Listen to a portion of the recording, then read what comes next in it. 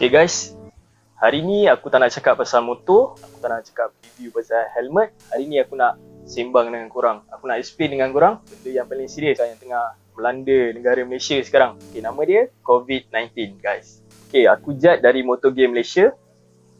Okay guys, it is not the time to ride.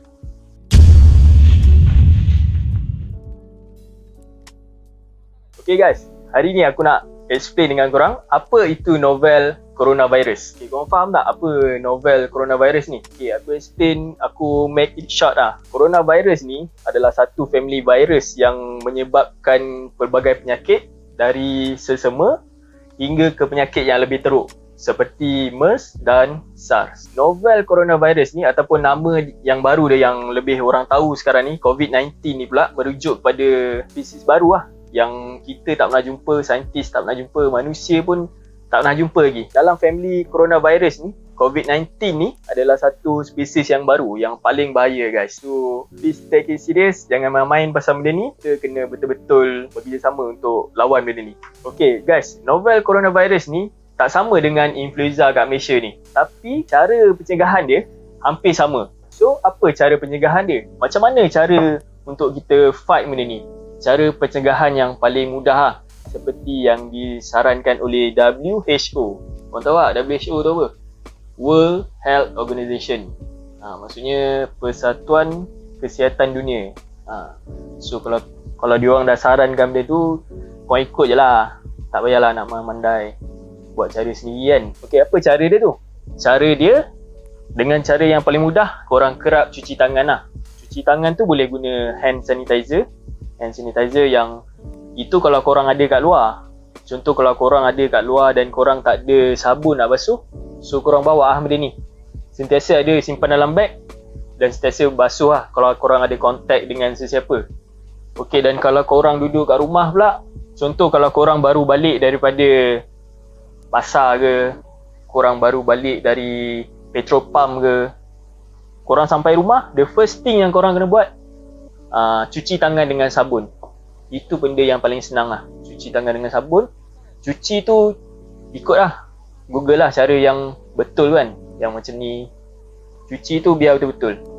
Okay, cara pencegahan yang kedua pula, kalau sesiapa yang batuk, yang sesama, so korang kena pakai mask. So bila korang pakai mask ni, bila korang batuk ke apa ke, so dia tak adalah, virus-virus tu takkan merebak dengan cepat lah.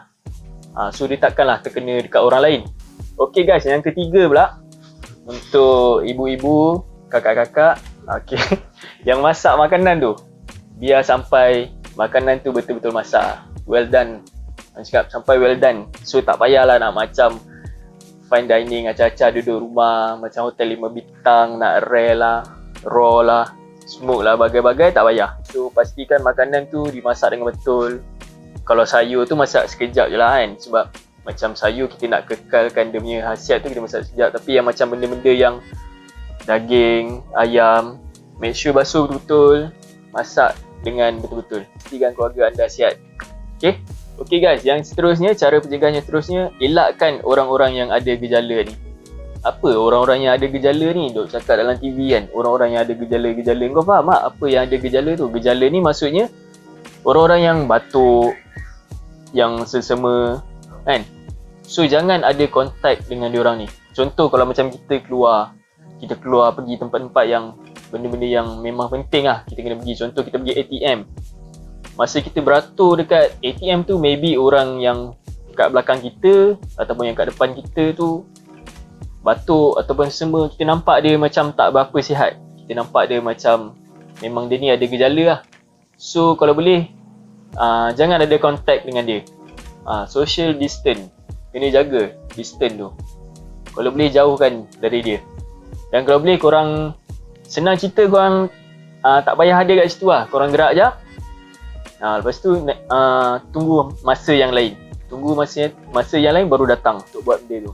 Okay guys, untuk menangani masalah ni, kerajaan dah lancarkan satu perintah, iaitu yang dinamakan Perintah Kawalan Pergerakan, ataupun dalam in English, Movement Restriction Order, MRO. Tapi apa yang aku nampak daripada 2 hari ni, daripada kesan daripada selepas perintah tu dibuat, ramai lagi yang tak dengar lagi perintah ni. So diorang still lagi sibuk dengan kegiatan diorang. Diorang pergi sana, pergi sini, buat kata PM kita ke sana, kemari, ke sana kan. So PM pun dah cakap macam tu, korang janganlah bebal sangat. Kau relax ke, duduk kat rumah, jangan pergi mana-mana. So kat sini kita orang nak tunjuk kenapa langkah perintah kawalan pergerakan ni dilaksanakan. Okay guys, sebab dia simple je guys. Kerajaan sekarang ni dia nak putuskan rantaian penyebaran dengan menghadkan korang daripada keluar bersosial. Okay guys, kita orang tunjukkan macam mana cara virus COVID-19 ni merebak. Okay, kita ada 4 grup manusia, A, B, C dan E. A ini adalah first carrier. Dialah yang bawa masuk dan yang pertama kena detect. Diorang ni senang nak cari dan mostly diorang ni dah nak cure dah. Tapi sebelum A ni pergi hospital, dia dah selisih dah dengan B ni. Kat public, sama ada kat mall ke, station bus ke, tepi jalan ke, dalam jamban public toilet ke, ataupun kat mana-mana lah. A dengan B ni tak kenal pun satu sama lain. Okay, A nak pergi jumpa C. C ni mungkin saudara mara atau kawan dia. Samalah juga jumpa kat mana-mana, kat public ke, Starbucks ke, Sushi King ke, 99 Speed Mart ke. Tak pun tekan kedai mesin sama-sama ke. Tapi berapa ramai pun C ni senanglah sikit nak trace balik. Walaupun mungkin ada part susah, tapi setakat ni masih boleh trace. Okay, dia ni D. Dia ni budak boy. Dengar cakap mak, solat tak tinggal guys. Bujang dan berkarier. Dia ni duduk rumah je, jaranglah keluar. Otak pun duduk main ML je. Tapi bila dia keluar, dia selisih atau terjumpa B ni kat public. Tak pasal-pasal D ni bertukar jadi B yang baru. So kita bagi dia nama baru B2. Okay, problem dia sekarang ni, tak ada siapa tahu macam mana kita nak cari B ni. Tak ada siapa tahu yang dia tak pasal-pasal jadi B ni. Even B ni sendiri pun dia tak tahulah yang dia jadi B. Senang kata B ni jadi carrier lah. Dia kemungkinan jatuh sakit juga. Tapi ada juga yang tak sakit, tapi dia jadi pembawa atau carrier untuk virus ni. Bila terjumpa kat orang yang immune system lemah, memang masalah orang tu. So, objektif kerajaan untuk semi-lockdown atau kawalan pergerakan ni adalah untuk menunggu masa geng B ni muncul dalam 2 minggu ni.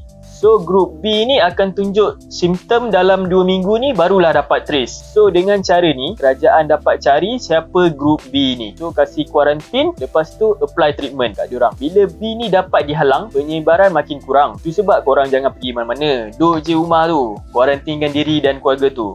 Okay guys, nak cakap banyak pun tak guna kan. So aku harap korang faham dengan apa yang kita orang cuba terangkan.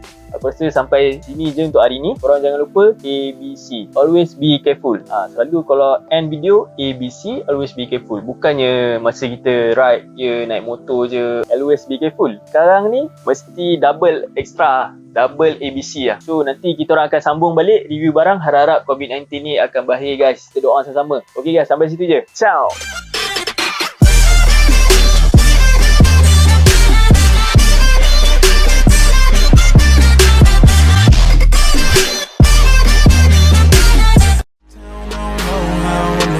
All we talk about is checks.